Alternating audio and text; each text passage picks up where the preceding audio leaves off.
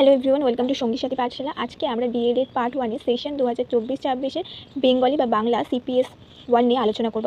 আজকের ক্লাসে আমরা বেঙ্গলির চ্যাপ্টার 4 নিয়ে আলোচনা করব, যার নাম হচ্ছে বাংলা ভাষা শিখনের বিভিন্ন স্তর এবং দক্ষতা। এটির আজকে পর্ব 1। এই চ্যাপ্টারটাও বেশ কিছুটা বড় এবং তোমাদের একটু সময় লাগতে পারে বুঝতে, এবং সেই সাথে আমি ঠিক করেছি তোমাদের এই ক্লাসে 2 ও 7 নম্বরের প্রশ্নগুলো কভার করে দেবো একসাথে।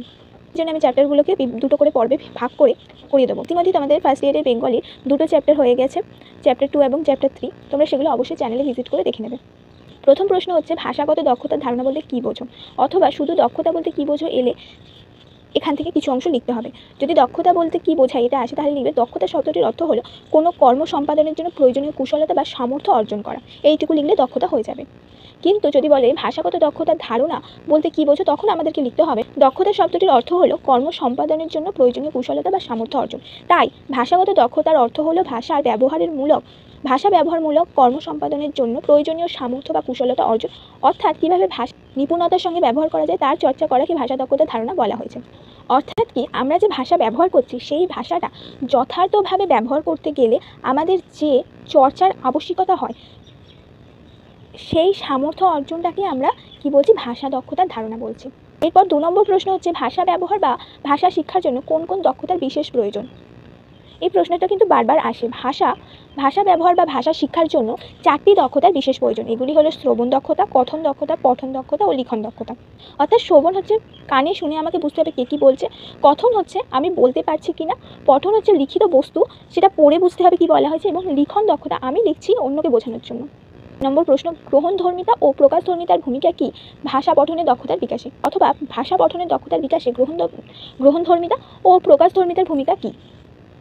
উত্তর বলছে, ভাষাগত দক্ষতার প্রকারভেদকে মূলত 2 ভাগে ভাগ করা যায়।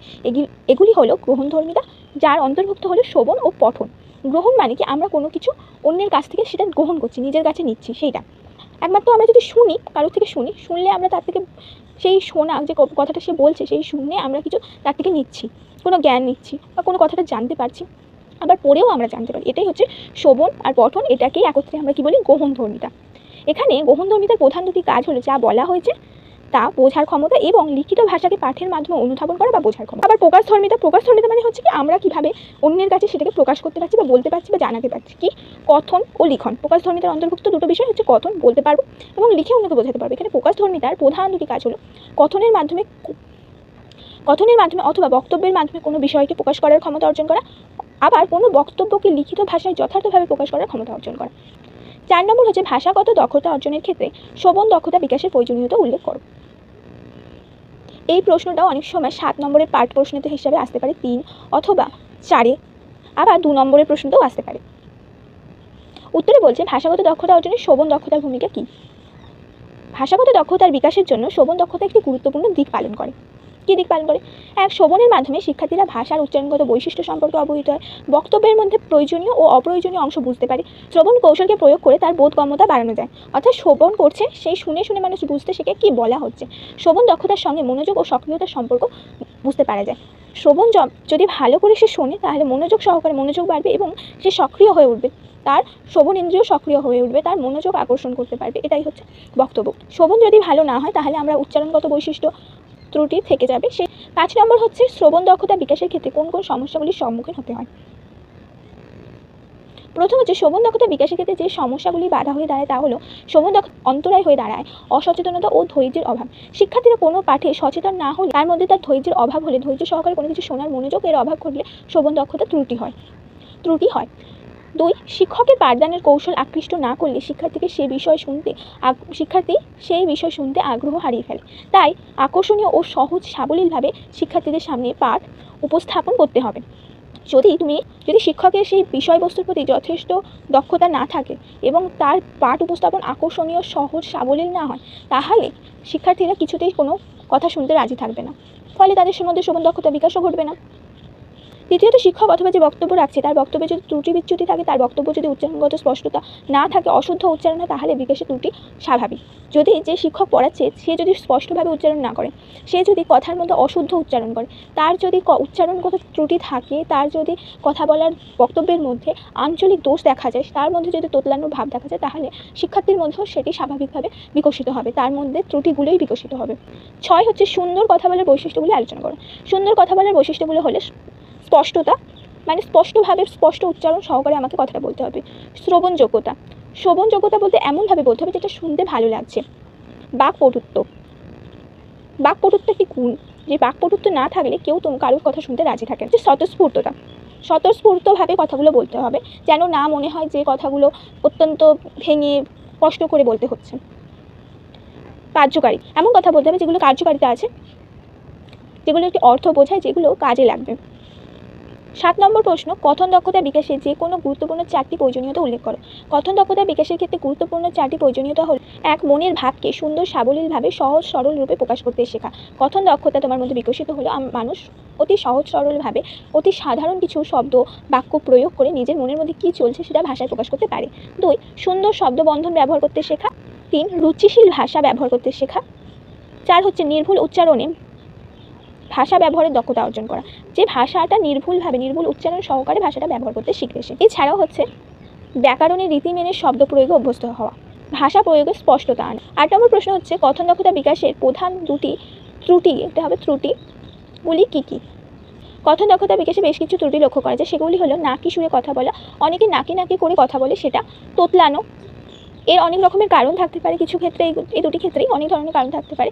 কিছু ক্ষেত্রে চিকিৎসার শারীরিক কোনো অক্ষমতা বা গলার কোনো সমস্যা থাকতে পারে, সেই জন্য হতে পারে, যেটা চিকিৎসকের পরামর্শ নেওয়া উচিত। এবং যদি কোনো স্বাভাবিক সমস্যা হয়, তাহলে সেটা শিক্ষক যদি একটু সহজ সরল স্বাভাবিকভাবে তার সাথে বন্ধুত্বপূর্ণ ব্যবহার করে তাকে বিষয়টি বোঝায় এবং তাকে সাহায্য করে, তাহলে সে এই সমস্ত সমস্যা থেকে বেরিয়ে আসতে সক্ষম হয়। 3 হচ্ছে অস্পষ্ট স্বরে কথা বলা, অতি দ্রুত বা অতি ধীরে কথা বলা, উচ্চারণে আঞ্চলিকতার দোষ, লাজুক স্বভাব ও আত্মবিশ্বাসের অভাব ও হীনমান্যতা, এবং টেনে পড়ার অভ্যাস, এই সবকটি হচ্ছে কথন দক্ষতা বিকাশের প্রধান কিছু ত্রুটি।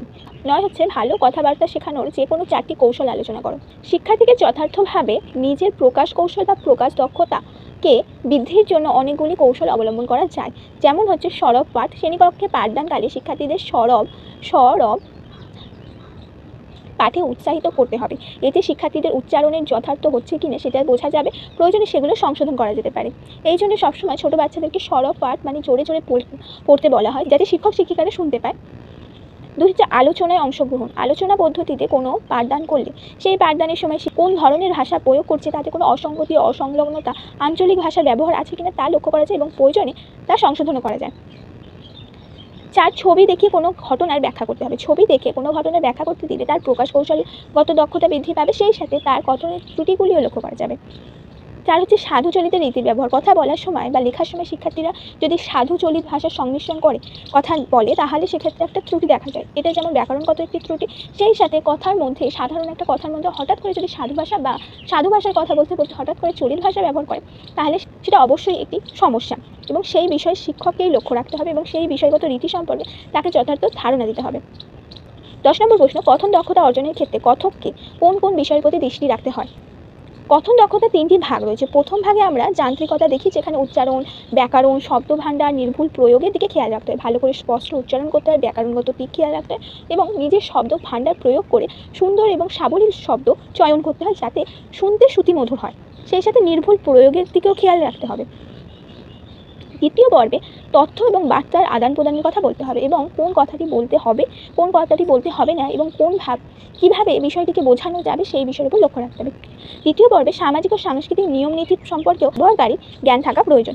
কে কথাটি বলছে, কাকে বলছে, বলার কারণ কি, কোন প্রসঙ্গে, কোন পরিস্থিতিতে, কোথায় কথাটি বলা হচ্ছে, সেই সকল দিকে রেখে নিজের বক্তব্য প্রকাশ করতে হয়। এই 3টে পর্বে যদি যে কথক সে সাবলীল হয়ে ওঠে, তবে একজন কথন দক্ষতার তার পরিপূর্ণতা আসে।